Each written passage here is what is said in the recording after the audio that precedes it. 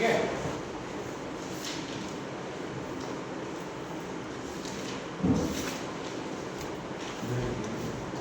Heading लगाओ।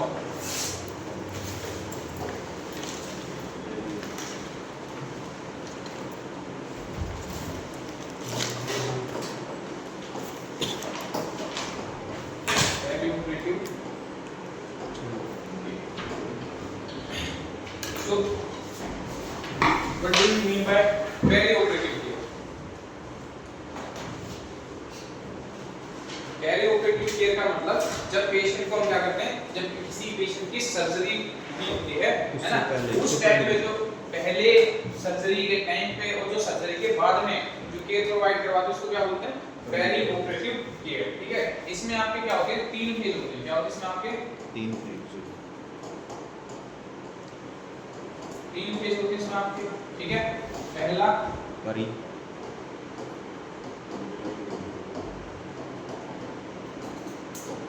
Preoperative phase. ठीक है। दूसरा इंट्राऑपरेटिव,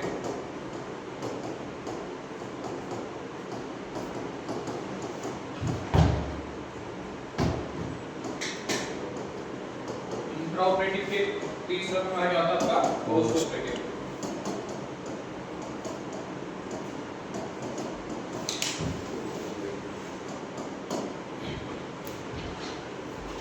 ठीक है।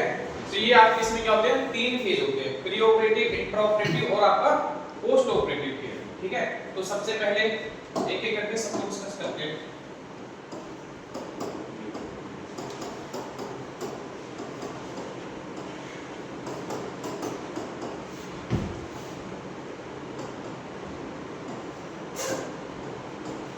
Pre operative. ठीक है। तो प्री ऑपरेटिव केयर का मतलब जब क्या है, आपका जो पेशेंट है और आपका जो सर्जन है उनके बीच में क्या हुआ, म्यूचुअल डिस्कशन हो गया कि भाई सर्जरी होनी है, ये ऑपरेटिंग प्रोसीजर करना पड़ेगा। ठीक है। तो वो आपका टाइम जब आपका पेशेंट और आपका सर्जन जो था आपस में उनकी म्यूचुअल अंडरस्टैंडिंग हुई और उससे ले उस दौरान से लेके आपका ऑपरेट होने तक के जो टाइम है, जो आपका जो सर्जरी आपकी फिक्स हो गई है, उसको क्या बोलते हैं, पेरी ऑपरेटिव केयर बोलते हैं। ठीक है। अब प्री ऑपरेटिव केयर में आपको क्या करना है, सबसे पहला भाई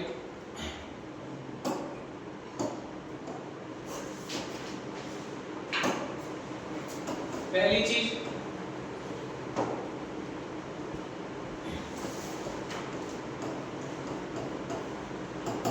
कंसेंट। क्या लेना है, कंसेंट। पहली चीज क्या होती है, कंसेंट लेना है। ठीक है। और कंसेंट लेना वैसे किसका काम होता है, कंसेंट लेना किसका काम है भाई, डॉक्टर का काम है। किसका काम है, डॉक्टर का। तो तुम क्या कर सकते हो, तुम्हें क्या करना है, वेरीफाई करना है।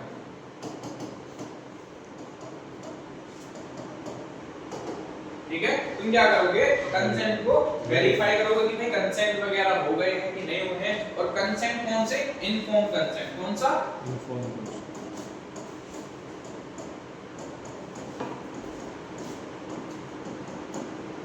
ठीक है। इनफॉर्म्ड कंसेंट मींस क्या कल बताया था मैंने, इन्फॉर्म करके कि ये इस सर्जरी में ये चाहिए, ये हां ड्यूरिंग सर्जरी ये दिक्कत हो सकती है। हाँ, मतलब पेशेंट को प्रोसीजर एक्सप्लेन करेंगे कि क्या प्रोसीजर करेंगे, क्या कॉन्सिक्वेंसेस हो सकते हैं, क्या बेनिफिट हैं, क्या इसके डिसएडवांटेज हो सकते हैं, क्या रिस्क फैक्टर हो सकते हैं। ठीक है। वो होता है आपका इनफॉर्म कंसेंट। तो सबसे पहली चीज तो कंसेंट हो गया। ठीक है। दूसरी चीज एक्सप्लेन करोगे प्रोसीजर।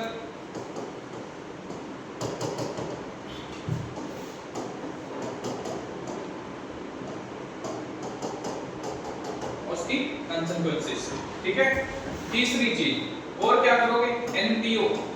एनपीओ रखोगे ना पेशेंट को कितने टाइम के लिए, सर्जरी से 6 घंटे 6 to 8 आवर आपका एनपीओ होना चाहिए पेशेंट। और एनपीओ क्या होता है आपका, नील पर ओरल। नील पर ओरल क्या है, नील पर ओरल। नथिंग मत कर देना। ठीक है। ठीक है। पेशेंट को एनपीओ रख लिया। और क्या करोगे, और क्या करोगे, कल अनीमा पढ़ा था। Yes sir. तो क्या करना है, अनीमा एडमिनिस्टर करोगे before the night of surgery.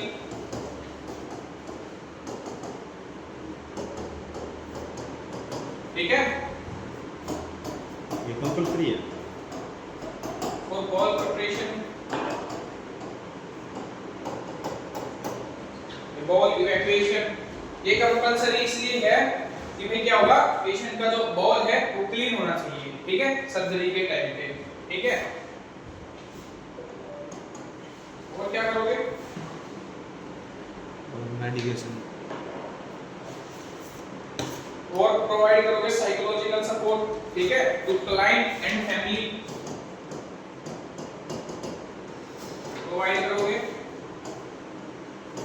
Psychological support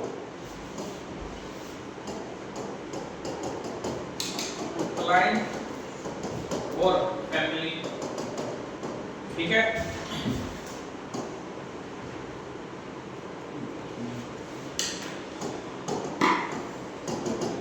administer करोगे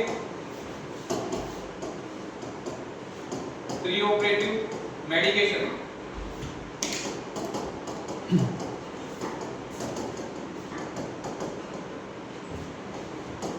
ठीक है, प्री ऑपरेटिव मेडिकेशन एडमिनिस्टर करोगे पेशेंट को, जो भी भाई डॉक्टर ने ऑर्डर की है या पेशेंट की जो भी एंटीबायोटिक चल रही है। ठीक है, तो इसमें लिखो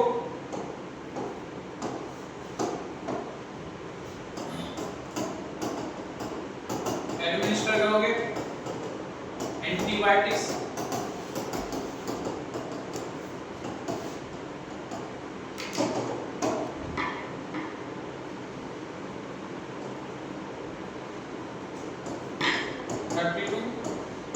minute prior to surgery. Surgery से हमेशा 30 से 60 मिनट पहले क्या करना होता है, एंटीबायोटिक देनी होती है पेशेंट को। ठीक है, टू प्रिवेंट सर्जिकल इन्फेक्शन, भाई जो इंसिजन लगेगा ना उससे जो सर्जरी के टाइम पे जो iatrogenic इन्फेक्शन होता है पेशेंट को, ठीक है ना, तो उससे प्रिवेंट करने के लिए पेशेंट को हमेशा क्या करनी है, एंटीबायोटिक देनी है पेशेंट को। कितने टाइम पहले देनी है, 30 से 60 मिनट पहले। ठीक है, एग्जाम में 60 मिलेगा, 60 प्रायोरिटी रखना। ठीक है, 60 क्या है हमारा प्रायोरिटी है। बट इन केस ऑफ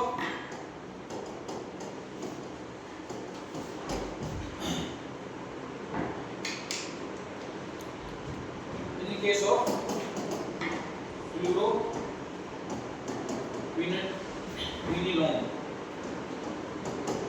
ठीक है, एंड फोस्फोमाइसिन,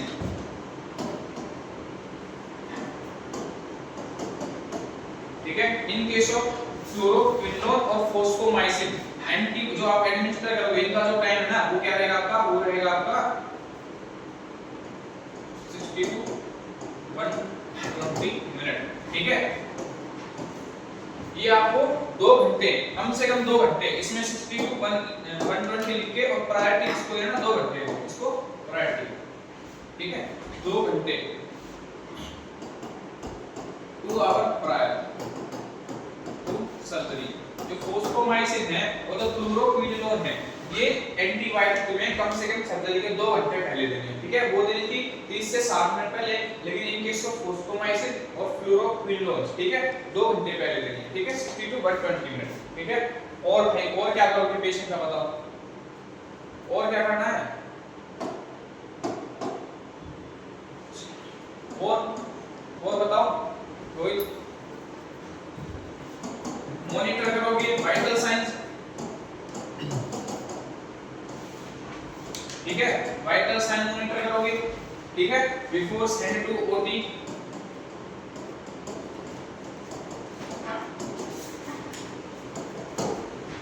ठीक है, बिफोर सेंड टू ओटी, और आपके जो भी आपकी लैब रिपोर्ट थी,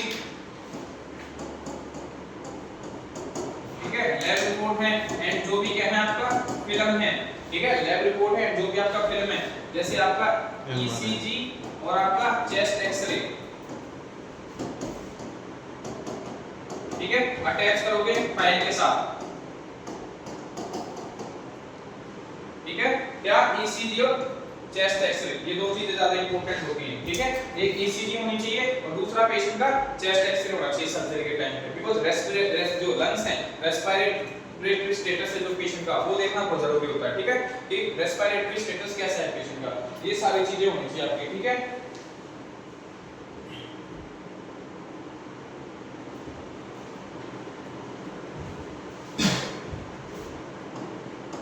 डॉक्यूमेंट करोगे all things in surgical OT checklist।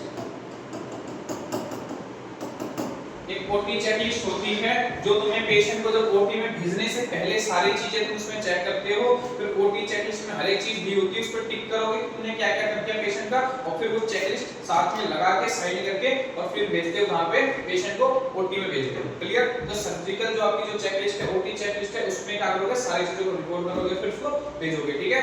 और सारी चीजें देखो, पेशेंट तुम्हारा क्या होना चाहिए, सर्जरी से पहले प्रिपेयर होना चाहिए, पूरी तरीके से पार्ट प्रिपेयर होना चाहिए पेशेंट के, जब भी किसी चीज की सर्जरी होती है तो वो पार्ट प्रिपेयर होना चाहिए, और नेल पॉलिश वगैरह नहीं होनी चाहिए, सारी ज्वेलरी वगैरह आपको रिमूव करनी है और हैंडओवर करनी है इसको पेशेंट के अटेंडेंट को, और साथ में साइन लेने हैं, ठीक है। जब भी पेशेंट के कोई भी ज्वेलरी है कुछ भी है तो उसको पेशेंट के अटेंडेंट को हैंडओवर करते टाइम क्या करना है, हैंडओवर करके उनके सिग्नेचर लेने होते हैं, ठीक है, कि भाई हमने आपको पेशेंट की सारी जो वैल्यूएबल जो ज्वेलरी वगैरह थी वो क्या करती है, हैंडओवर करती है, ठीक है। नहीं तो कल के दिन आपने तुम्हारी कॉलर पकड़ के भाई सोने की अंगूठी पहन ली, ठीक है, बहुत बार हुआ है ऐसा। और क्या करोगे, नेल पॉलिश वगैरह नहीं होनी चाहिए, ठीक है, नेल पॉलिश वगैरह नहीं होनी चाहिए, है तो उसको रिमूव करो, क्यों, क्योंकि साइनोसिस को असेस करने के लिए, ठीक है, साइनोसिस को असेस करने के लिए ड्यूरिंग सर्जरी ये सारी चीजें तुम्हें क्या करनी है, याद रखनी है। तो ये हो गया तुम्हारा प्री ऑपरेटिव फेज। अब प्री ऑपरेटिव फेज में और क्या चीज है तुम्हारा, भाई जो ड्रग तुम क्या करोगे, विथहोल्ड करोगे और कंटिन्यू करोगे, क्या होगा, ड्रग जो तुम क्या करोगे, विथहोल्ड करोगे एंड कंटिन्यू करोगे, ठीक है, बिफोर सर्जरी। अब सर्जरी से पहले क्या क्या तुम्हें ड्रग विथहोल्ड कर देनी है और कौन कौन सी ड्रग तुम्हें चलानी है, ठीक है, ये क्वेश्चन बड़ा आता है। तो एक तरफ तो देखो भाई जो ड्रग तुम्हें क्या करनी है, विथहोल्ड करनी है, ठीक है, बिफोर सर्जरी, और एक तरफ जो ड्रग तुम क्या करोगे, पेशेंट को देते रहोगे, जो विथहोल्ड करने की जरूरत नहीं है, जो अपनी कंटिन्यू रहेगी सर्जरी के टाइम पे। अब देखो जो तुम्हें ड्रग क्या करनी है, विथहोल्ड करनी है, तो वो होगी तुम्हारी metformin, metformin and oral hypoglycaemic sugar वाली ड्रग, शुगर वाली, ठीक है, ओरल हाइपोग्लाइसेमिक ड्रग है, ये सारी तुम्हारी क्या रहेंगी, पेशेंट को चलती रहेंगी, सारे लिख लो, ये ऐसे का ऐसे तुम्हारी उसमें है, पूरा एक चैप्टर है, ठीक है, जो करवा रहा हूं, प्री ऑपरेटिव पोस्ट ऑपरेटिव में आनी चाहिए, यही पेपर में आएंगे तुम्हारे, पूरा चैप्टर है तुम्हारा, उसको भी मैं यहां करवा रहा हूं, ठीक है। मेटफॉर्मिन ओरल हाइपोग्लाइसेमिक ड्रग ये तुम्हें क्या करनी है, स्टॉप करनी है पेशेंट की। दूसरा तुम्हें क्या करना है, एंटी हाइपरटेंसिव ड्रग, कौन सी, एंटी हाइपरटेंसिव। देखो एंटी हाइपरटेंसिव को क्या करते, स्टॉप नहीं करते, लेकिन सिर्फ एक्सेप्ट एस इनहिबिटर को छोड़ के, किसको, एस इनहिबिटर को छोड़ के, ठीक है। तो एस इनहिबिटर चल रही है तो उसको भी क्या करोगे, स्टॉप करोगे। और टीसीए ट्राइसाइक्लिक क्या है, हाँ ट्राइसाइक्लिक एंटी डिप्रेसिव, ठीक है। टीसीए ड्रग अगर ये चल रही है तो ये भी तुम्हें क्या करना है, विथहोल्ड करनी है, टीसीए विथहोल्ड करोगे। और क्या करोगे, एंटी प्लेटलेट्स, एंटी प्लेटलेट्स, जितनी भी एंटी प्लेटलेट्स ड्रग हैं उन सबको क्या करोगे, तुम विथहोल्ड करोगे, ठीक है, क्योंकि ये क्या करेंगे, प्लेटलेट्स को बढ़ा देंगे, तो ये सारी ड्रग में क्या करनी है, विथहोल्ड करनी है, ठीक है। अच्छा अब वो ड्रग जो तुम जो तुम्हें कंटिन्यू रखनी है, बंद नहीं करनी, तो एंटी एंजाइटी ड्रग, ठीक है, चलती रहनी चाहिए। लिथियम, डिगॉक्सिन ये भी चलती रहेगी, ठीक है। एंटी हाइपरटेंसिव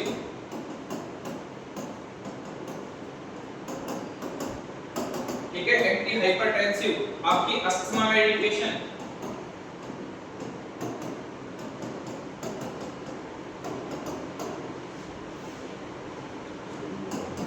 और बताओ भाई थायराइड ड्रग, आपकी जो थायराइड वाली मेडिकेशन है वो भी चलती रहेंगी, ठीक है। एंटी एपिलेप्टिक सीजर वाली, एंटी सीजर जो है आपकी वो भी चलती रहेंगी।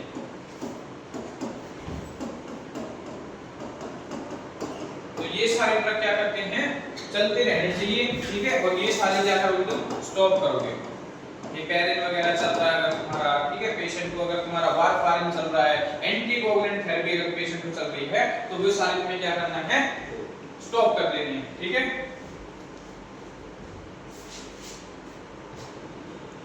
हेपेरिन भी बंद कर देना, क्या हेपेरिन भी बंद कर देना। हाँ, हेपेरिन भी बिल्कुल बंद करना है। हेपेरिन लोगे तो ब्लीडिंग नहीं होगी उससे, एंटीप्लेटलेट्स वाला काम करेगा ना, ये ब्लीडिंग करवाएगा, ठीक है।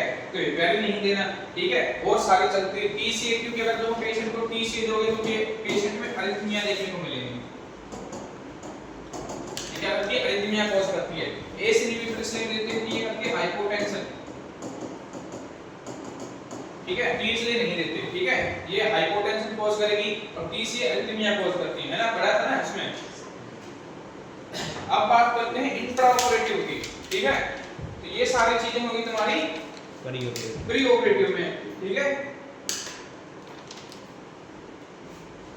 प्री ऑपरेटिव फेज तुम्हारा होता है जब तुमने पेशेंट को क्या किया, प्रिपेयर किया और ओटी में भेजने तक का, ठीक है। ओटी से ओटी में पेशेंट शिफ्ट करवाने तक का जो आपका जो फेज होता है वो कौन सा होता है, आपका प्री ऑपरेटिव फेज होता है, ठीक है। इसके बाद आपका शुरू होता है इंट्रा ऑपरेटिव फेज। अगला डाल लो इंट्रा ऑपरेटिव।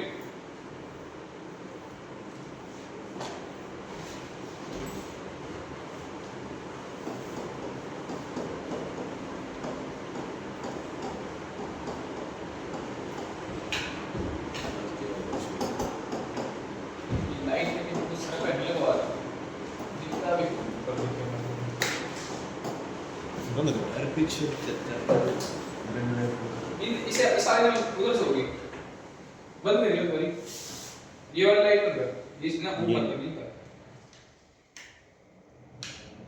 बोल इसने कर दे।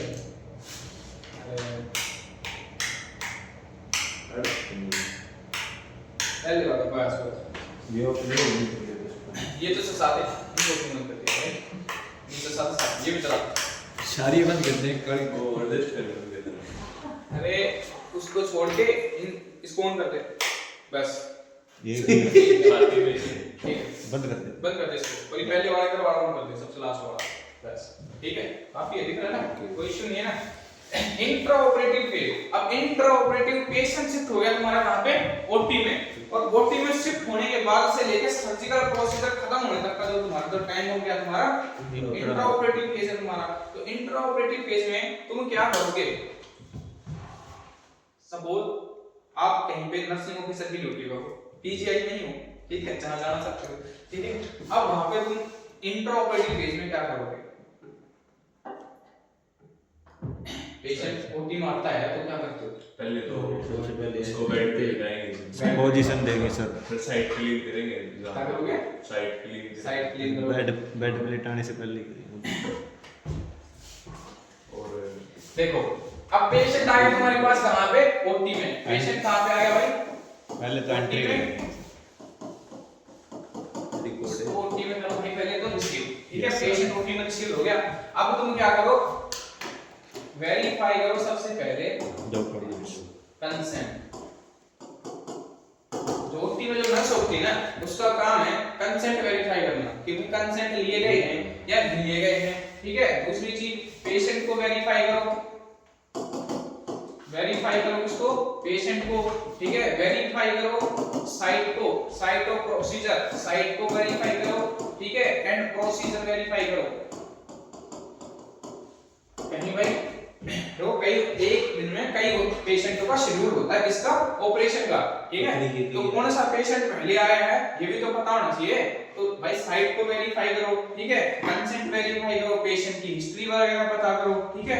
आईडी इवेंट चेक करो, आइडेंटिफिकेशन बैंड, ठीक है, आईडी बैंड, ठीक है, भाई पेशेंट की हिस्ट्री, एलर्जी वगैरह नहीं है पेशेंट को, ये उससे फिर से पूछो, ठीक है। और ये सारे काम हमें कैसे करने हैं, वर्बली,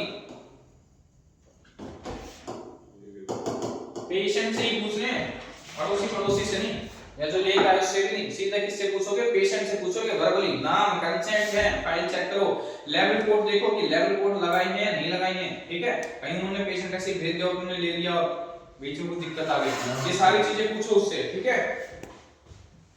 अब ये सारी चीजें होगी, फिर क्या करो, पार्ट चेक करो। दूसरा है पार्ट को चेक करो कि भाई प्रिपेयर है या नहीं है,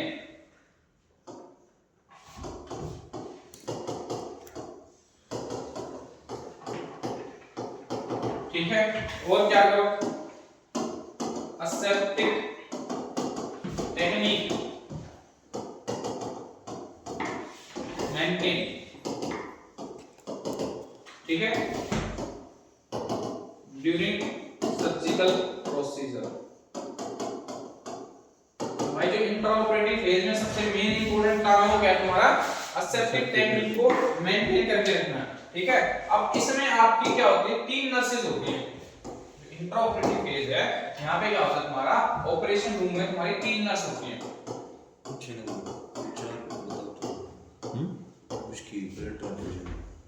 ब्लड ट्रांसफ्यूजन में 6 बार चेक करते हैं ना 2 नर्स, 3 बार करेंगे 6 बार हो जाएगा, ठीक है। अब इसमें क्या होता है, ऑपरेटिव रूम में आपके 3 नर्सिंग ऑफिसर होते हैं।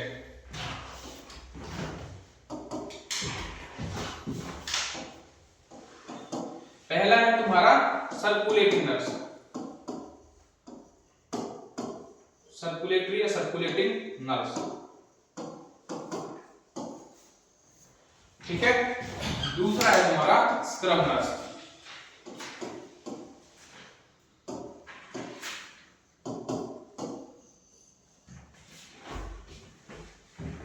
और लास्ट होती है तुम्हारी रजिस्टर्ड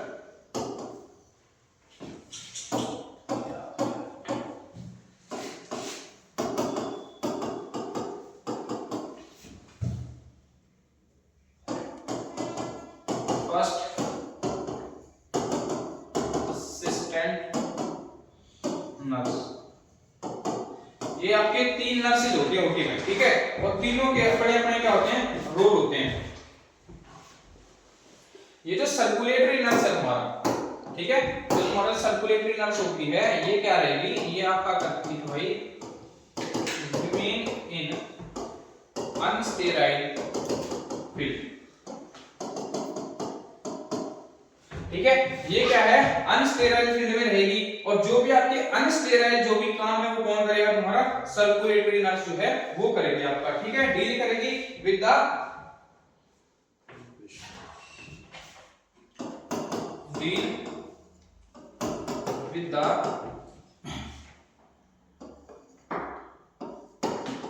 managing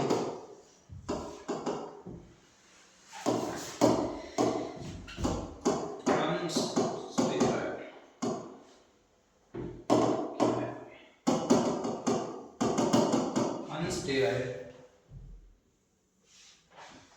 process।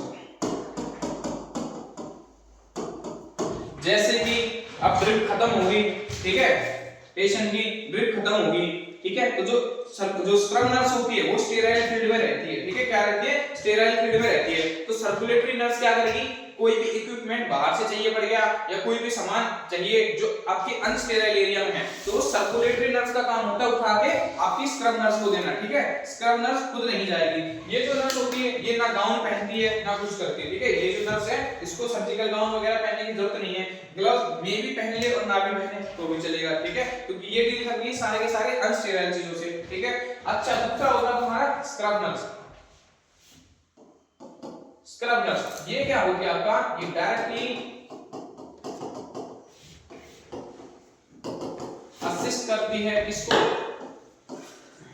सर्जन को, ठीक है, विद हैंडलिंग स्टेराइल इंस्ट्रूमेंट, ठीक है। क्या करेगी, जो भी स्टेराइल इंस्ट्रूमेंट है उनको हैंडलिंग करेगी। पेश अगर जैसे सर्जन को स्पंज चाहिए, सीजर चाहिए, फोर्सेप्स चाहिए, तो वो कौन पकड़ाता है आपका? स्क्रब नर्स का काम होता है। ठीक है, क्या किसका काम है तुम्हारा? स्क्रब नर्स का काम है। क्या करेगा? Passing instrument to surgeon. भाई सर्जन को इसका काम है, सर्जन को जो स्टेराइल इंस्ट्रूमेंट है वो सारे चीज पास करना है। ठीक है, और क्या करेगी? इसका ही काम है काउंट करना स्पंज, ठीक है, निडल या आपके जितने भी क्या है इंस्ट्रूमेंट है। ठीक है, आफ्टर एंड बिफोर सर्जरी।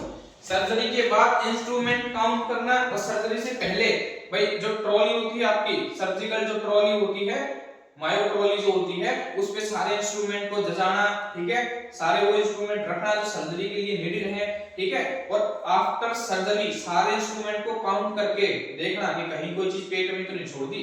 ठीक है, वो सारे काम किसके होते हैं? तुम्हारे स्क्रब नर्स के होते हैं। ठीक है, अब आखिरी जो तुम्हारी है वो है तुम्हारी कौन सा? Registered first assistant nurse. ये आपकी क्या होती है?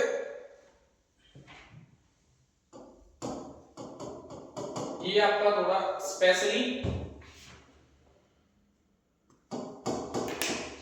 ट्रेन्ड नर्स होती है, जो क्या करती है? डायरेक्टली इन्वॉल्व होती है with surgeon in OT। ठीक है, क्या करेगा भाई? ये हेल्प करेगा। ठीक है, जैसे कि भाई मेंटेन करना पेशेंट की मेंटेनिंग ब्लीडिंग एंड असिस्ट करेगा किसको? सर्जन को।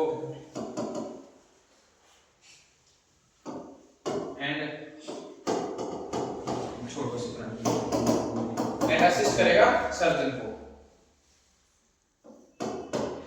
मतलब जो आपका जो ये आपका जो रजिस्टर्ड फर्स्ट असिस्टेंट नर्स होता है, इसका क्या काम है? ये डायरेक्टली सर्जन के साथ काम करेगा। जैसे कि पेशेंट को क्या होती है? ब्लीडिंग हो रही है, उसको कंट्रोल करेगा, सक्शन करेगा। ठीक है, और आपके जैसे भाई टिश्यू कट करने हैं या सूचर लगाने हैं, तो जो डायरेक्टली मतलब जो सर्जन के साथ बिल्कुल हेल्प करता है ना प्रोसीजर में, वो आपका कौन सा होता है? Assistant first assistant registered nurse. ठीक है, नर्स जो रजिस्टर्ड नर्स होती है फर्स्ट असिस्टेंट बोलते हैं उसको। ठीक है, ये आपका होता है 3 नर्स होती है। इसमें से मेन इंपॉर्टेंट आपकी दो, वो है सर्कुलेटरी नर्स और आपका स्क्रब नर्स। इन दोनों का काम पूछते हैं कि स्क्रब नर्स का क्या काम होता है ओटी में, और सर्कुलेटरी नर्स का क्या काम होता है ओटी में। वो आपको कंडीशन दे देगा कि भाई बाहर से सामान लेना था या ये चीज नीडेड पड़ गई, ये किसका काम है। तुम्हें बताना है कि रजिस्टर्ड आपका जो असिस्टेंट नर्स है वो करेगा या स्क्रब नर्स करेगी या तुम्हारी सर्कुलेटरी नर्स करेगी। तो याद रखना, जो सर्कुलेटरी नर्स है वो आपका अनस्टेराइल फील्ड में काम करेगी, डील करेगी विद अनस्टेराइल प्रोसीजर, या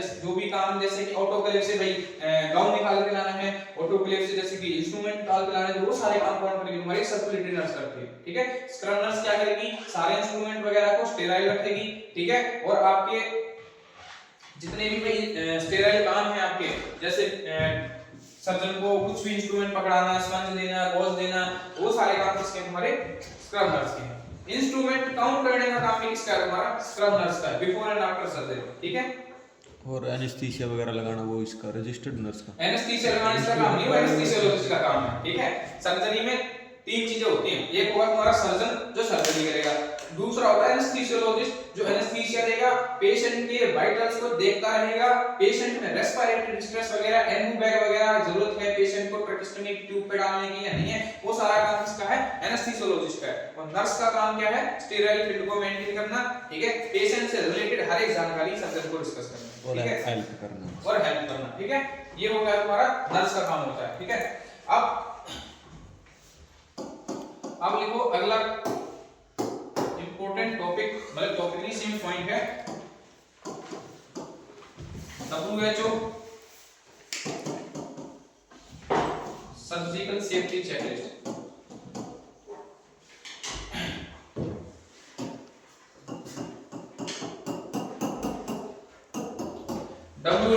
सर्जिकल सेफ्टी चेकलिस्ट। तो इसमें आपका तीन चीजें आती हैं, इंट्रा सी तो सो, ये इसका क्या है, निमोनिक है, सीटोसो, ठीक है, ये निमोनिक लिख लो, याद रखिएगा सीटोसो। एग्जाम में ये 1000 बार क्वेश्चन आ गया है और हर एक एग्जाम में आ रहा है, ठीक है। एस आई, जो तुम्हारा एस आई है, इसका मतलब होता है साइन इन, क्या है, साइन इन, ठीक है। फिर टीओ, टीओ का मतलब होता है टाइम आउट, ठीक है। और एसओ का मतलब होता है साइन आउट, ठीक है। तो इसमें तुम्हारी तीन चीजें आती हैं, साइन इन, टाइम आउट और साइन आउट। देखो साइन इन आपका वो फेज होता है जब पेशेंट आ गया और पेशेंट को हमने क्या नहीं दिया, एनेस्थीसिया नहीं दिया, क्या नहीं दिया, पेशेंट को एनेस्थीसिया नहीं दिया, बिफोर इंडक्शन ऑफ एनेस्थीसिया। कौन सा फेज आपका, साइन इन फेज है। फिर है तुम्हारा time out, after induction of anaesthesia but before surgical incision, ठीक है, बिफोर सर्जिकल इंसिजन। पेशेंट को तुमने सर्जरी स्टार्ट नहीं की, एनेस्थीसिया दे दिया, लेकिन भाई इंसिजन से जो पहले का जो टाइम होता है वो होता है तुम्हारा टाइम आउट। और साइन आउट जो होता है वो होता है before patient leave from OT, surgery खत्म होने के बाद पेशेंट ओटी से बाहर नहीं निकला, वो टाइम होता है तुम्हारा साइन आउट का काम होता है। ये क्वेश्चन आता है, ऐसा कैसा क्वेश्चन पूछते हैं, surgery according to WHO surgical safety checklist क्या होता है, इसको आगे पीछे करके दे देते हैं, ठीक है। इस सीटोसो होता है, क्या होता है, ठीक है। तुम्हें ये सीटोसो रट लो बिल्कुल, और दूसरा ये रट लो, साइन इन होता है, फिर टाइम आउट होता है, फिर साइन आउट होता है। वो ऐसे लिख के दे देते हैं भाई, पहले टाइम आउट, फिर साइन इन, फिर साइन आउट, और इसी में पजल हो जाते हैं, ठीक है। तो इसको रट लो। अभी इनके भीतर लिखवाएंगे कि साइन आउट में क्या देखना है, साइन इन में क्या देखना है, टाइम आउट में क्या चीजें देखनी होती है, मॉनिटर करनी होती है। चलो चलो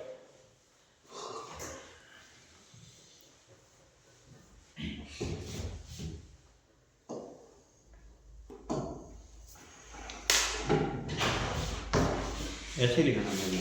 हाँ, तीन ऐसी लाइन है, तीन खाने बना लो, ठीक है, तीन खाने बना लो। और पहले में लिखते हैं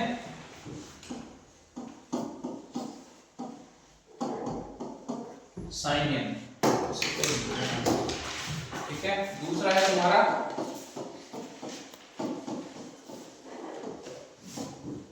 टाइम आउट और लास्ट है तुम्हारा साइन।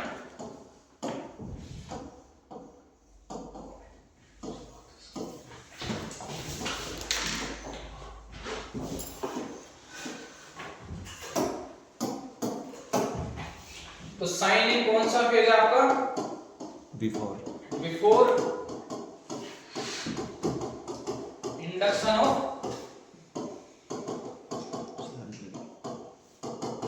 एनेस्थीसिया, ठीक है, बिफोर इंडक्शन ऑफ एनेस्थीसिया। सबके हाथ चलने चाहिए, तुम क्या अलग से बैठे हो, हाथ बिल्कुल नहीं चाहिए किसी के भी, जो लिखवा एक एक के नोटबुक में देखो तो, ठीक है। बिफोर इंडक्शन ऑफ एनेस्थीसिया, इसमें तुम्हें क्या करना है, साइन के टाइम पे तुम्हें क्या करना है, सबसे पहली चीज, और वो हमें कंफर्म करना है पेशेंट हैज कंफर्म,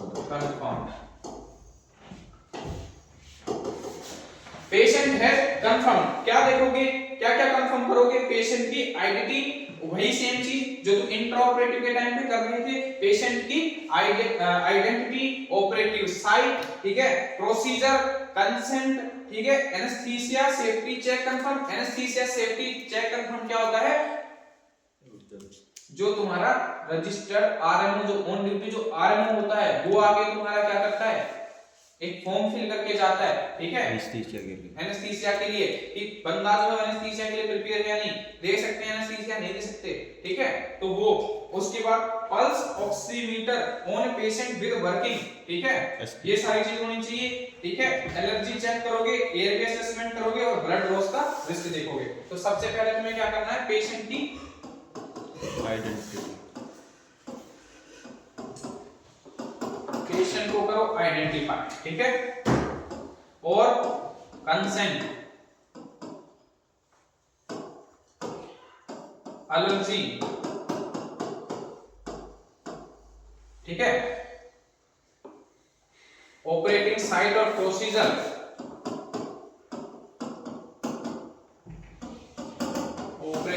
साइट और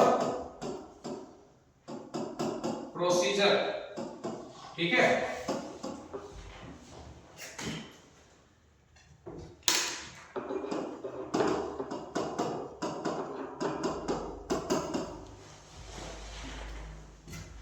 anaesthesia, safety,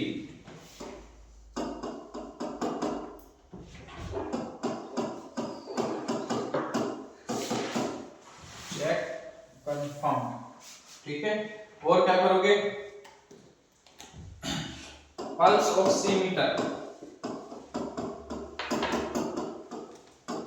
pulse oximeter with working, finger पे लगा होना चाहिए, ठीक है। यही देखना है तुम्हें, खाली ये नहीं देखना इसमें पल्स ऑक्सीमीटर लगा रखा है, नहीं ये देखना है काम कर रहा हो फिंगर पे लगाओ, ठीक है। काम कर रहा हो उंगली में लगा हुआ होना चाहिए, ठीक है। एयरवे असेसमेंट,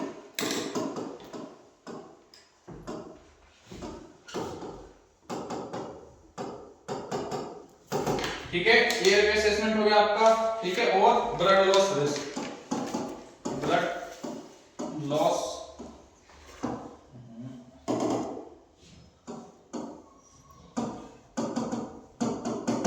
और ब्लड लॉस का रिस्क। ऐसी की ऐसी एक एक बात को रट लेना कि भाई ये चीज देखते हैं, इससे ऊपर किसी चीज को अपनी तरफ से मत लगा लेना।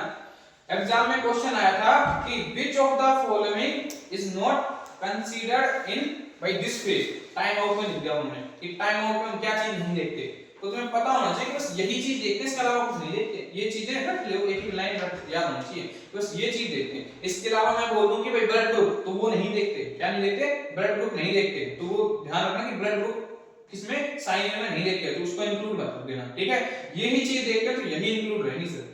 ब्लड लॉस देखते हैं, और अगर पेशेंट में भाई ब्लड लॉस का रिस्क है तो फिर क्या करते हैं भाई, ब्लड अरेंज होना चाहिए, ठीक है। क्या होना चाहिए? ब्लड अरेंज है कि नहीं, बस ये देखते हैं। और प्रॉपर आईवी फ्लूइड वगैरह एडमिनिस्टर होना चाहिए पेशेंट को, ये देखते हैं सर, ठीक है। हमें सिर्फ रिस्क देखना है, ना कि ये देखना है ब्लड ग्रुप कौन सा है, ठीक है। ये सारे काम ऑलरेडी जो आपका नर्स होती है उसने ओटी में जो लेके आके उनके काम होते हैं, जिन्होंने कर रखे होते हैं। तुम्हें बस साइन इन के टाइम पे ये चीजें ध्यान रखनी है, ठीक है। अब साइन इन टाइम देख लिया, अब आते हैं इस पे टाइम आउट पे। इन डॉक्यूमेंटेशन में देखने होंगे मैं तो, क्या इन डॉक्यूमेंटेशन में इन देखने डॉक्यूमेंटेशन नहीं, साइन इन, टाइम आउट और साइन आउट, ये तीन क्या होते हैं, डब्ल्यूएचओ गाइडलाइन चेकलिस्ट होती है। वैसे तो चेकलिस्ट होती है, कोई भरता नहीं, लेकिन ठीक है हॉस्पिटल में चेकलिस्ट होनी चाहिए। अच्छे हॉस्पिटल में जाओगे तो चेकलिस्ट मिलेगा, वो भरेंगे, टिक मारने के होते हैं कि भाई तूने ये चेक चीज कर ली, चेक कर लिया, नहीं करा, ठीक है। सर्जिकल सेफ्टी चेकलिस्ट होती है, उस पर टिक मारने होते हैं खाली, ठीक है। वो होता है, अगर टिक मार रखे हैं भरो तो ठीक है, कई तो भरते ही नहीं, ऐसे ऐसे होते हैं, मोस्ट ऑफ हॉस्पिटल में नहीं भरते, ठीक है। हैं बाद में इकट्ठा करके, अब बाद में सही कह रहा, वो इकट्ठा ही भर देते हैं। जब देखते हैं ना पेशेंट को यहां से ओपीस निकालना है, लोग भर गया तुमने भरा नहीं तो हमारे टेबल में ले जाओ, ठीक है। अब आते हैं किस पर, टाइम आउट पे। तो टाइम आउट में क्या है भाई तुम्हारा, after induction of anaesthesia, after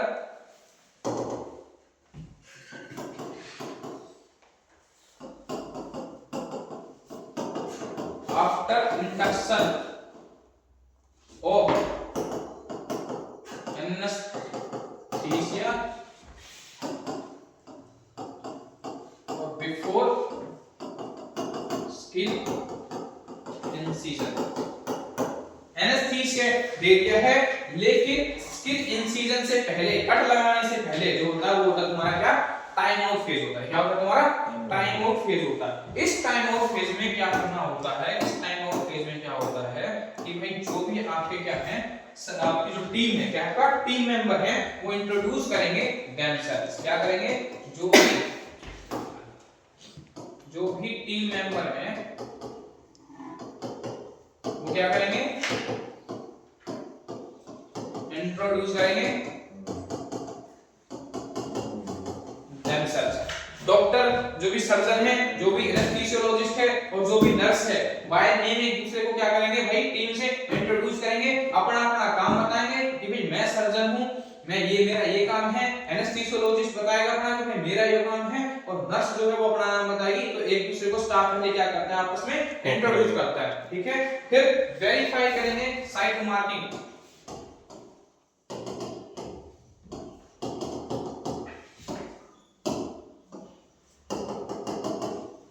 ठीक है। तो साइट मार्किंग भी कहां वेरीफाई करनी है? टाइम आउट फेज में करनी है। किसमें करनी है? टाइम आउट फेज में।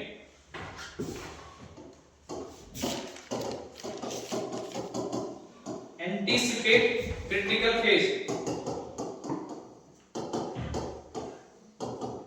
एंटीसिपेट क्रिटिकल फेज मतलब इसमें क्या है, जो नर्स है वो इंट्रोड्यूस करे, वो आपको क्या करेगी? एड्रेस करेगी।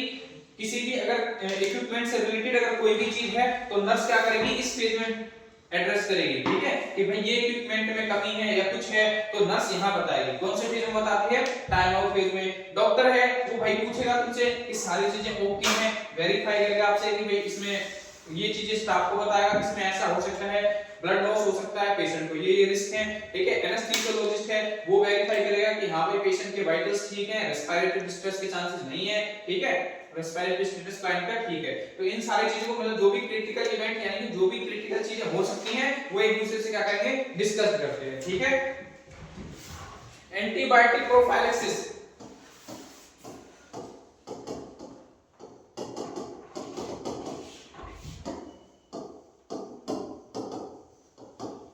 एंटीबायोटिक प्रोफाइलेक्सिस ये तुम्हारा एंटीसिपेट जो क्रिटिकल इवेंट है उसी में ही आता है। एंटीबायोटिक प्रोफाइलेक्सिस डॉक्टर पूछेगा कि पेशेंट को एंटीबायोटिक दी है या नहीं दी है, वो भी किस फेज में वेरीफाई करोगे? तुम टाइम आउट फेज में वेरीफाई करोगे, ठीक है। एसेंशियल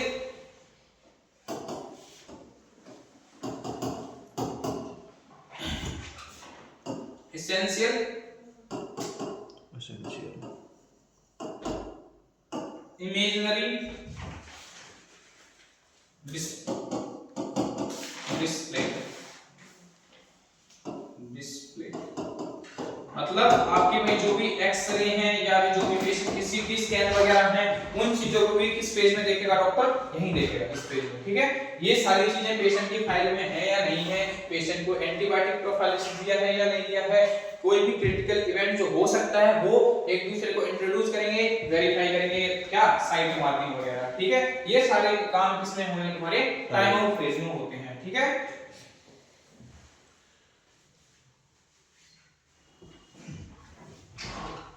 अब आता है तुम्हारा लास्ट, और लास्ट फेज कौन सा है तुम्हारा?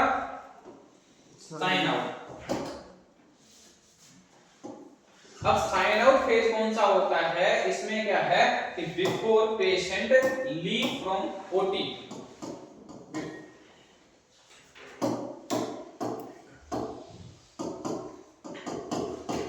बिफोर पेशेंट लीव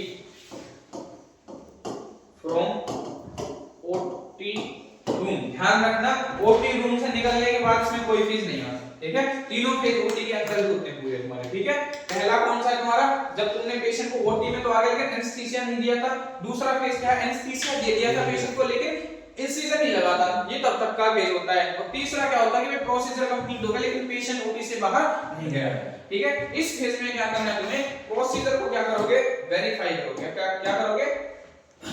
कंफर्म करोगे प्रोसीजर को, कंफर्म प्रोसीजर। नर्स क्या करेगी? वर्बली, नर्स क्या करेगी? वर्बली कंफर्म करेगी, वर्बली कंफर्म करेगी। प्रोसीजर परफॉर्म, जो प्रोसीजर हुआ है नर्स उसको क्या करेगी? वर्बली कंफर्म करेगी, ठीक है। और दूसरा क्या करेगी? और इंस्ट्रूमेंट, स्पंज और जो नीडल काउंट है, क्या आपका जो इंस्ट्रूमेंट, स्पंज और जो नीडल काउंट है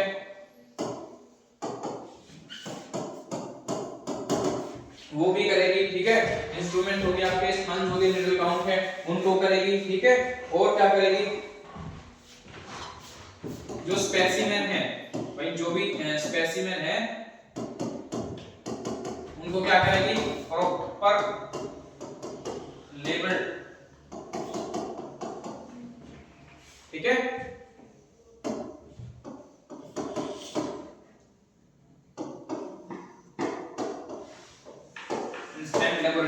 भाई जो भी तुमने जो भी प्रोसीजर किया है उसमें कुछ ना कुछ बायोप्सी के सैंपल लेते हैं, है ना भाई, देखे होंगे, है ना, हर एक प्रोसीजर के बाद बायोप्सी का सैंपल निकालते हैं, बायोप्सी का सैंपल लेंगे फिर उसको क्या करेंगे, प्रॉपर लेबल करेंगे और कहां भेजेंगे, ओटी में भेजना है। ये भी किसका काम है भाई, नर्स का है, साइन आउट में करना है, ठीक है।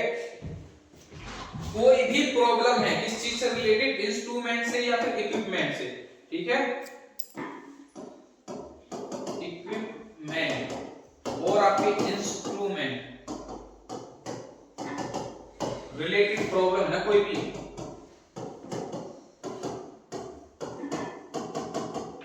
वो एड्रेस करेगी in this phase.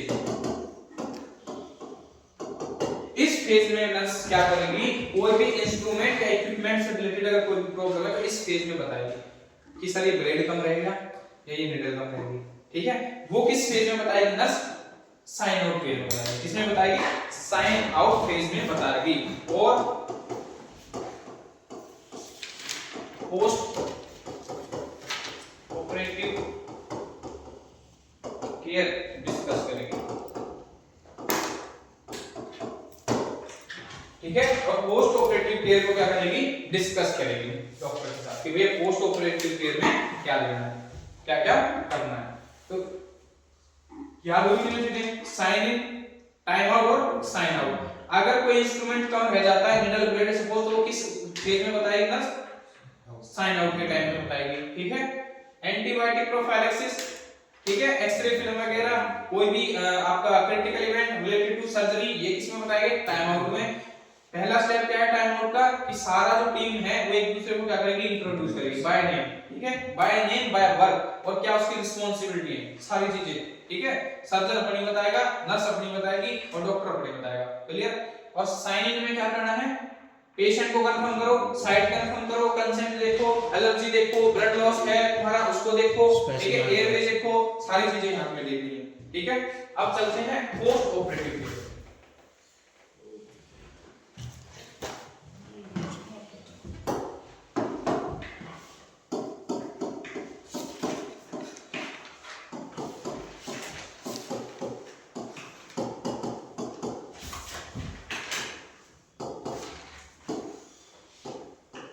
Post operative care, इसमें क्या है हमारे तीन फेज है,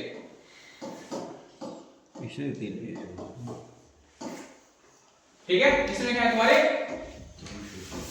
तीन फेज है।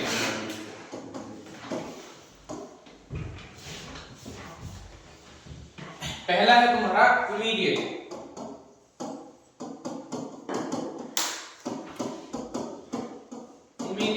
Post operative phase, immediate post operative phase. इसमें तुम्हें क्या करना है भाई, इमीडिएटली केयर फॉलो करो एबीसी को, किसको, एबीसी, ठीक है, फॉलो या फिर लिखो प्रायोरिटी दे दो भाई इसको, ठीक है। एबीसी, एबीसी, एबीसी से क्या, पहला एयरवे, ब्रीथिंग सर्कुलेशन, बहुत बढ़िया, ठीक है, पहला एयरवे। पोस्ट ऑपरेटिव पेशेंट के अंदर सबसे मेन जो अगर पूछ ले कि what is the first nursing responsibility in post operative care में, जैसे पोस्ट ऑपरेटिव पेशेंट के लिए, तो सबसे पहली, चाहे पेशेंट किसी भी चीज का हो, कितनी भी क्रिटिकल इंजरी हो, चाहे हेड इंजरी हुई है, चाहे उसकी कर्नोटमी हो, ये सब कुछ भी हुआ हो, तो वो बिछलाएगा वो, लेकिन वो उनसे पूछना क्या चाहता है कि भाई ये पेशेंट का ये सर्जरी हुई है और इमीडिएट पोस्ट ऑपरेटिव केयर तुम्हें क्या देना है, तो सबसे पहले रेस्पिरेटरी स्टेटस को देनी, किसको देनी है, रेस्पिरेटरी स्टेटस को, चाहे पेशेंट को ब्लीडिंग होती हो, क्लियर, वो तुम्हें बताएगा कि ब्लड लॉस इतना हुआ था, ये है वो है, और आप उसके वाइटल्स चेक कर रहे हैं, ये वो आ रही है। फर्स्ट नर्सिंग रिस्पांसिबिलिटी क्या है, तो पहली नर्सिंग रिस्पांसिबिलिटी हमेशा याद रखना एयरवे, ठीक है। अनकॉन्शियस पेशेंट हो उसमें भी पहली नर्सिंग रिस्पांसिबिलिटी क्या है, एयरवे है, तो भाई तो सब याद रखना, एयरवे को बिल्कुल रट लो। तो पहली रिस्पांसिबिलिटी क्या है, एयरवे, क्या करोगे, पेटेंट एयरवे मेंटेन करना है, पेटेंट एयरवे मेंटेन करना है, चाहे सक्सेसिंग से करना पड़े, ठीक है, चाहे पोजीशन लेनी हो पेशेंट को, ठीक है, और ऑक्सीजन थेरेपी, है ना, तो ऐसे ही तो करोगे, ऑक्सीजन थेरेपी करोगे, सक्शनिंग कर सकते हो, पेशेंट की पोजीशनिंग कर सकते हो, ठीक है। दूसरा है ब्रीथिंग,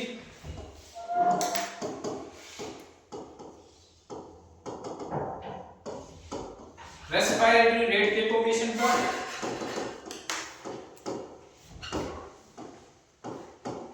ठीक है। रेस्पिरेटरी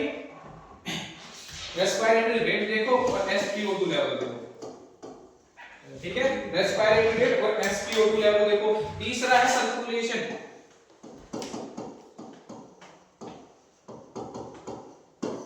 पल्स देखो और ब्लड प्रेशर देखो, ठीक है। पल्स देखो और बीपी देखो पेशेंट का। क्लियर है?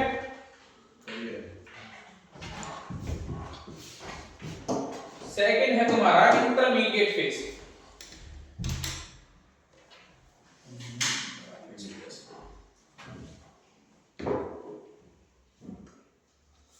अगर इस पे कर ले ऐसे, ठीक है, मैं ऐसे नहीं लिख देता पहले तो थर्ड वन कर लेंगे वाली उस पे। इंटरमीडिएट पोस्ट ऑपरेटिव केयर या फिर फेज, ठीक है। अब इंटरमीडिएट, तो इंटरमीडिएट में तुम्हें क्या करना है भाई, वाइटल्स मॉनिटर करोगे। क्या करोगे? वाइटल मॉनिटर करोगे। अब वाइटल्स मॉनिटर तुम्हें जो करने हैं पेशेंट के, वो कैसे करने हैं? इनिशियली हर 5 मिनट में, एवरी 5 मिनट में, ठीक है। उसके बाद भाई कब तक? पहले 15 मिनट तक, ठीक है, हर 5 मिनट में देखो, ठीक है। लेटर ऑन तुम देख सकते हो भाई एवरी 15 मिनट, ठीक है। फिर लेटर ऑन एवरी 15 मिनट, अगले आधे घंटे तक हर 15 मिनट में देखो, उसके बाद हर आधे घंटे में देखो पेशेंट के वाइटल, ठीक है। ऐसे पेशेंट के वाइटल साइन मॉनिटर करते हैं, ठीक है।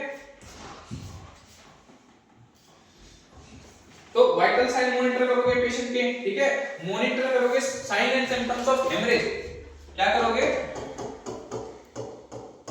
मॉनिटर करोगे फॉर एनी ब्लीडिंग,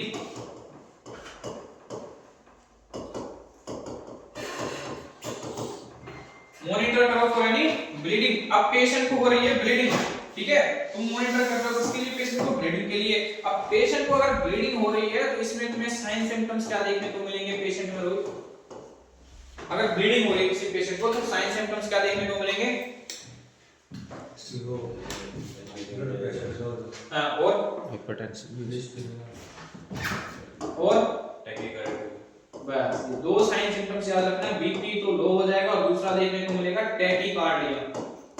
ये कंपनसेटरी, हार्ट अपना कंपनसेटरी मैकेनिज्म काम करेगा। जब भी बॉडी में कहीं भी ब्लीडिंग या फिर क्या होगा, फ्लूइड लॉस होगा तो क्या होगा, तुम्हें बीपी लो और टैकीकार्डिया देखने को मिलता है। अब ये अगर तुम्हें साइन सिम्टम्स देखने को मिले तो नर्सिंग रिस्पांसिबिलिटी क्या होगी तुम्हारी?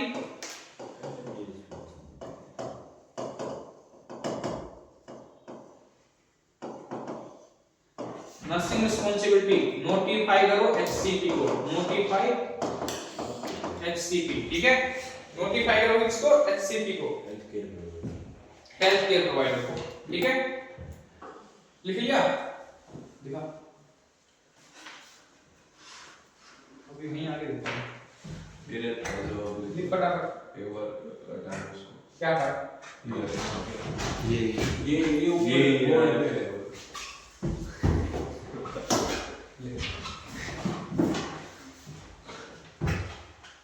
ठीक है। तीसरा नाम ना अब इसी इंटरमीडिएट में लिखना, मॉनिटर करोगे इनपुट आउटपुट, ठीक है। पेशेंट का इनपुट आउटपुट देखोगे। अगर तुम्हें क्या है, विद इन 2 to 4 आवर अगर पेशेंट ने यूरिन पास कर दिया तो ठीक है। After surgery within 2 to 4 hour अगर पेशेंट यूरिन पास कर देता है तो ठीक है, नहीं तो क्या करोगे? कैथेटर इंसर्ट करना है। क्या करना है? कैथेटर इंसर्ट करना है, ठीक है। यहीं पे कैसे करो, क्योंकि after 2 to 4 hour of surgery patient not pass urine, तो तुम क्या करो, कैथेटर को इंसर्ट करो।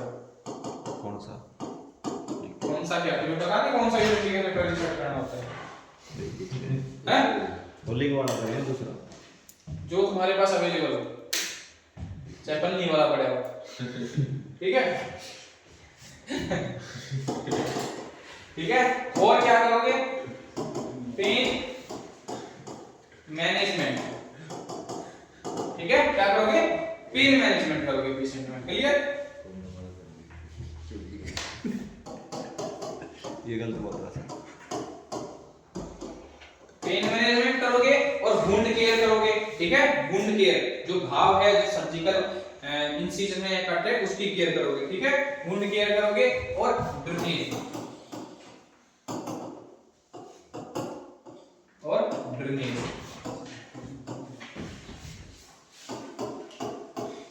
मॉनिटर करोगे साइज, लोकेशन ऑफ वुंड, ठीक है? मॉनिटर करोगे साइज, लोकेशन, उसके साथ साथ कलर वो लिखो, साइज, लोकेशन और कलर, ठीक है? और उसके साथ साथ amount of drainage, amount of drainage, ठीक है?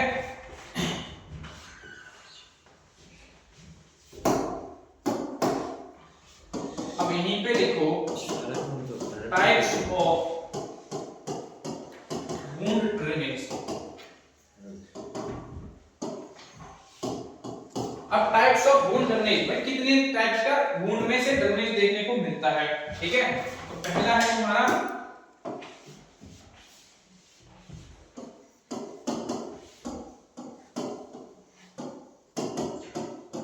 सैंग्विनस, सैंग्विनस ड्रेनेज। सैंग्विनस ड्रेनेज का मतलब होता है कि भाई क्या है, ब्लड, ठीक है? सैंग्विनस का मतलब होता है ब्लड, क्या है, ब्लड। ब्राइट रेड कलर का ड्रेनेज देखने को मिलेगा, कैसा देखने को मिलेगा, ब्राइट रेड कलर का। अगर तुम्हें ऐसा ड्रेनेज देखने को मिलता है तो ये इंडिकेट करता है किसको, ब्लीडिंग को, ये इंडिकेट करता है किसको, एक्टिव ब्लीडिंग। अगर ऐसा ड्रेनेज देखने को मिले तो इसका मतलब क्या है कि पेशेंट को क्या हो रही है, एक्टिव ब्लीडिंग हो रही है, ठीक है? सेकंड है सीरो सैंग्विनस,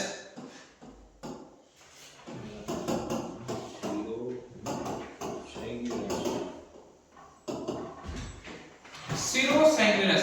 तो देखो सीरो से तो मतलब सिरस फ्लूइड, ठीक है? और सैंग्विनस मतलब ब्लड, यानी कि क्या है तुम्हारा लाइट पिंक का वाटरी, क्या होगा, पिंक, हाँ, light pink watery fluid drainage, फिल्मों में दिखाते हैं वो कौन सा ठीक है? लाइट पिंक का वाटरी फ्लूइड ड्रेनेज देखने को मिलेगा। देखो सीरो का मतलब है सिरस फ्लूइड से और सैंग्विनस का मतलब है ब्लड से, तो यानी कि कैसा ब्लड देखने को मिलेगा तुम्हें, ब्लड। कैसा ड्रेनेज देखने को मिलेगा, ब्लड स्टेन है, हल्का सा ब्लड और बाकी फ्लूइड, ठीक है? अगर ऐसा ड्रेनेज देखने को मिले तो ये क्या होता है तुम्हारा, नॉर्मल होता है आफ्टर सर्जरी। क्या होता है तुम्हारा,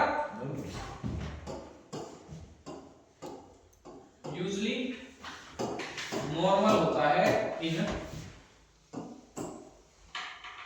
अर्ली हीलिंग स्टेज।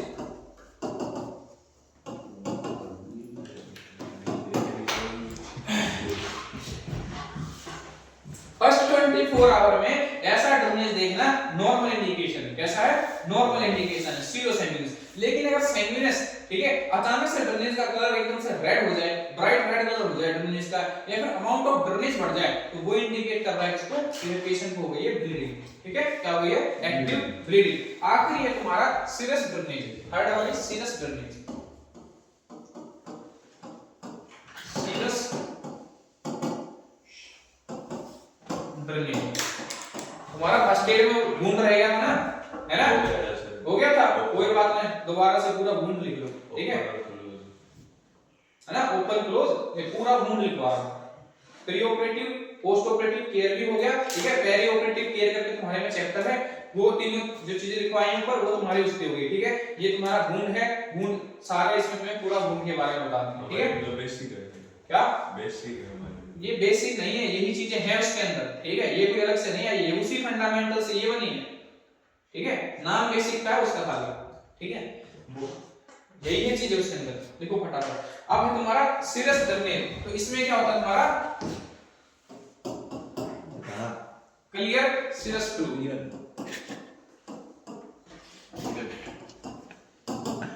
ठीक है। क्लियर सिरस फ्लूइड, क्लियर, ठीक है। ये देखने को मिलेगा, ठीक है। एक होता है तुम्हारा प्यूरिलैंड, चौथा वाला प्यूरुलैंड, ठीक है। प्यूरुलैंड ड्रेनेज कैसा, येलो कलर का, ग्रीन कलर का, ब्राउन कलर का, कैसा येलो ग्रीन और ब्राउन कलर का, भैया ब्राउन कलर का ड्रेनेज देखने को मिलेगा। येलो भी, ग्रीन भी, ब्राउन भी। हाँ, तीन कलर का हो सकता है, येलो ग्रीन और ब्राउन। तो ये इंडिकेट करता है किसको, इन्फेक्शन, सेप्टिसीमिया, ये इंडिकेट करता है सेप्टिसीमिया को, ठीक है। मतलब पक चुका है इन्फेक्शन। हाँ, और प्यूरी का मतलब ये भी लिखा है ना, प्यूरुलेंट, प्यूरी का मतलब पस से, किससे, पस से, और पस तब बनती है जब वहां पे इन्फेक्शन बढ़ जाए, है ना। तो प्यूरुलेंट का मतलब पस, विद पस, ठीक है। तो ग्रीन ब्राउन और येलो कलर का देखने को मिलेगा ड्रेनेज, इसका मतलब है कि पेशेंट को वहां क्या हो गया है, इन्फेक्शन। अब ये तो हो गया तुम्हारा टाइप्स ऑफ ड्रेनेज, क्वेश्चन ही छूटा होगी सारे टाइप्स, हो गया, ठीक है। टाइप्स ऑफ ड्रेनेज हो गए, ठीक है। अब अगला एक पॉइंट लिखो, अगला पॉइंट इसमें नहीं है, अलग है, अलग से हेडिंग डाल के लिखना रेड नोट करके लिख ले है, नोट करके लिख लो, चाहे लाइन छोड़ के थोड़ा गैप बना के, और हेडिंग ऐसे लगा लिया करो जैसे मैंने छोड़ के बिना स्पेस, ठीक है, वैसे छोड़ दिया करो। अब दो चीजें होती हैं, ये तो पता है, थर्ड वन तो है। एक होता है तुम्हारा वुंड डाइसेंस, वुंड डाइसेंस, और दूसरा होगा तुम्हारा वुंड एविश्रेशन, ठीक है। ये वुंड डाइसेंस में क्या होता है आपका, separation of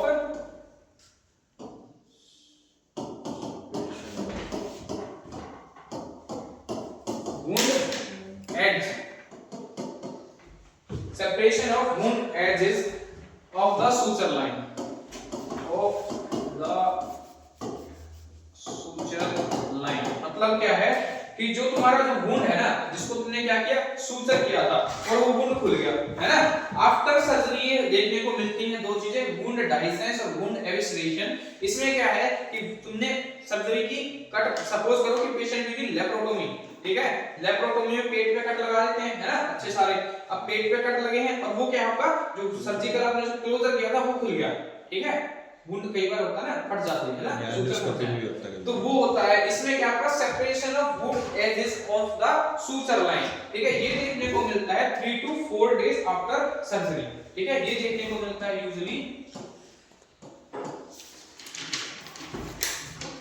3 to 5 days after surgery. ये सर्जरी के 3 से 5 दिन बाद देखने को मिलता है, ठीक है।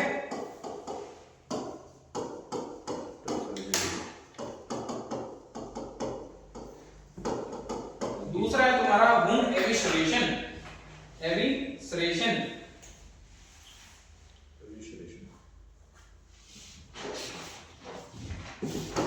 इसमें क्या है आपका, separation of wound edges of the suture line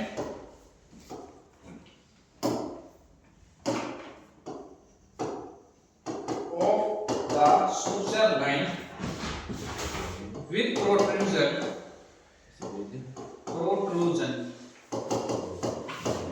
of internal organ। इसमें क्या है कि सेम तुम्हारा हुआ, जो तुम्हारा जो सूचर था वो फट गए, खुल गए, ठीक है, सूचर फट गए, और क्या हुआ साथ में क्या हो गया तुम्हारे जो इंटरनल ऑर्गन थे ना वो भी क्या हो गए बाहर आ गए, प्रोट्रूज हो गए, ठीक है। इसमें तो क्या होगा इंटरनल ऑर्गन प्रोट्रूड हो रहे हैं, बाहर निकल रहे हैं, इसमें क्या है सिर्फ सूचर लाइन, सूचर जो थे वो फटे हैं, मतलब जो आपका जो आपने क्लोज किया था वो तो फट गया लेकिन इंटरनल ऑर्गन नहीं निकले। इसमें क्या है इंटरनल ऑर्गन भी आपके क्या हो जाते हैं प्रोट्रूड हो जाते हैं, ठीक है। तो ऐसी कंडीशन में क्या हाँ हाँ जो भी है मतलब कुछ भी था तो इसी में लिखना है, वुंड एविसरेशन में ही लिखो nursing responsibility.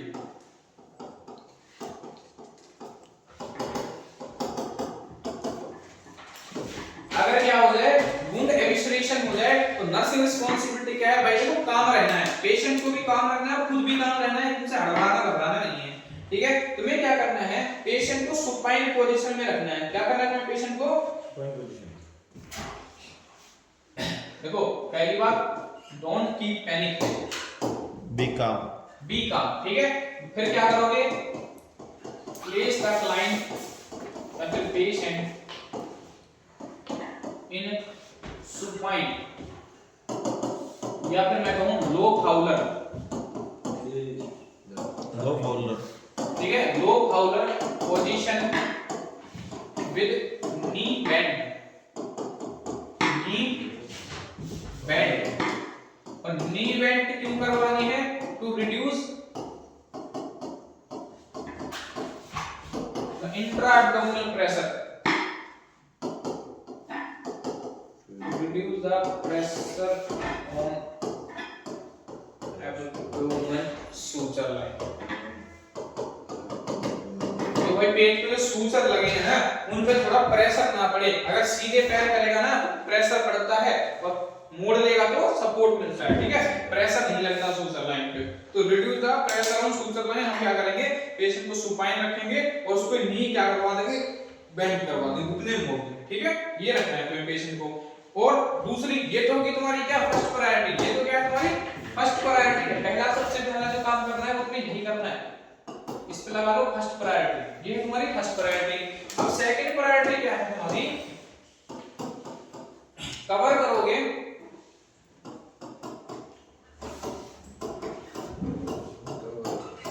Cover the wound with sterile towel, sterile moist towel, ठीक है, स्टेराइल मॉइस्ट टॉवल यानी कि एनएस से गीला करके स्टेराइल टॉवल से क्या करोगे तुम उसको कवर कर दोगे। ये तुम्हारी क्या है भाई सेकंड प्रायोरिटी है। दूसरा काम तुम्हें क्या करना है भाई ये करना है सेकंड प्रायोरिटी, ठीक है भाई।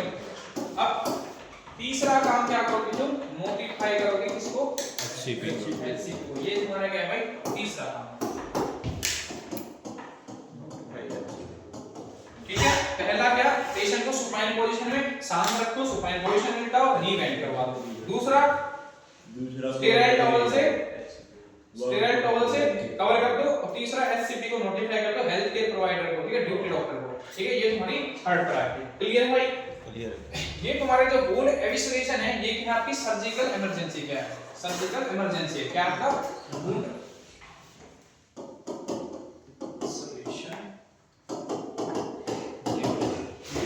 सर्जिकल इमरजेंसी क्या है,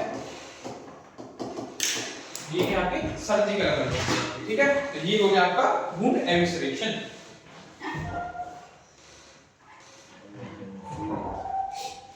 तो ये सारे काम किसमें कर रहे हो तुम अभी तक इंटरमीडिएट में, किसमें कर रहे हो इंटरमीडिएट में। और क्या करोगी और क्या करोगे भाई मॉनिटर करोगे, ये आगे है इसमें ही है इसी में। अब अगला पॉइंट है लेकिन इसी में ही है इंटरमीडिएट केयर में, वो तो हो गया तुम्हारा वुंड एविसरेशन, इंटरमीडिएट में ही अगला पॉइंट है, ठीक है। इंटरमीडिएट केयर में मॉनिटर करोगे क्या फ्लूइड एंड इलेक्ट्रोलाइट स्टेटस,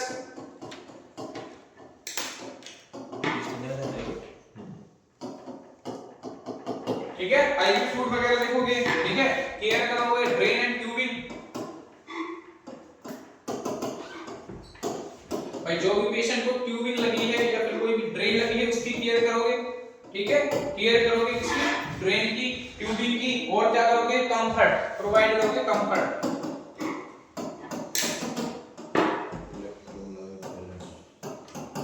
ठीक है, प्रोवाइड करोगे कंफर्ट टू क्लाइंट। ये सारे काम तुमने कर लिए, किसमें? इंटरमीडिएट में कर लिए। किसमें कर लिए? इंटरमीडिएट में कर लिए। अब रहेगा तुम्हारा लास्ट, यानी कि late post operative care.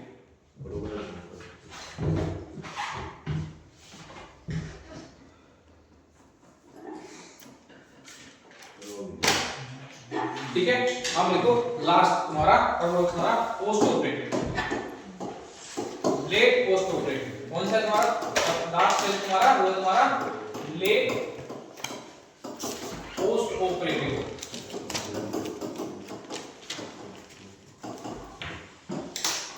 Late post operative care. अच्छा, लेट पोस्ट ऑपरेटिव केयर में तुम्हें क्या करना है?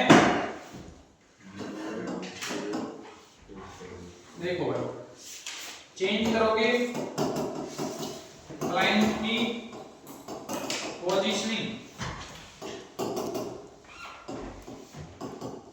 एवरी सेकेंड आवर की।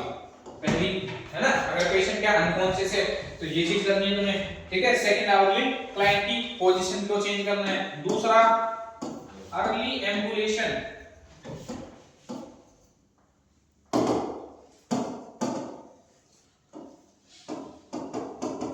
हाँ भाई कौन बता रहा है अर्ली एम्बुलेशन क्यों करवानी है? अर्ली एम्बुलेशन तो पता होगा क्या है? पेशेंट को जल्दी चलाना फिराना है ना, तो अर्ली एम्बुलेशन क्यों करवाते हैं? ब्लड सर्कुलेशन होती रहे। और वो किस लिए? सभी organ के पास ब्लड पहुंच जाए। वो तो लेट है, जल्दी पहुंच रहा है। अब ये करना है तो prevent DVT, to prevent DVT, deep vein thrombosis.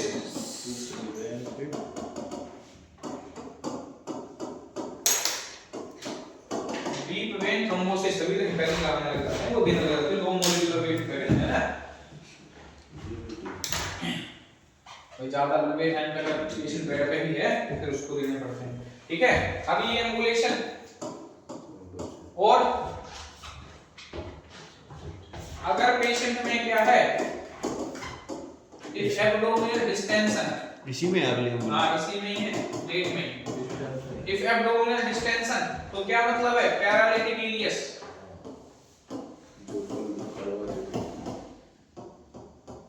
Paralytic iliacus कल बताया था, क्या होता है पैरालिटिक इलियस? तुम्हें भी बताया था? कब बताया? याद तो तुम्हें हुआ है। हां, क्या होता है पैरालिटिक इलियस? कल बताया था। पैरालाइज मतलब कि नहीं पैरालाइज आप तो एब्सेंस ऑफ पेरिस्टाल्सिस मूवमेंट, हाथों की मूवमेंट नहीं होती, पेशेंट स्टूल पास नहीं कर पाता, ठीक है। और क्या करोगे? इनकरेज करोगे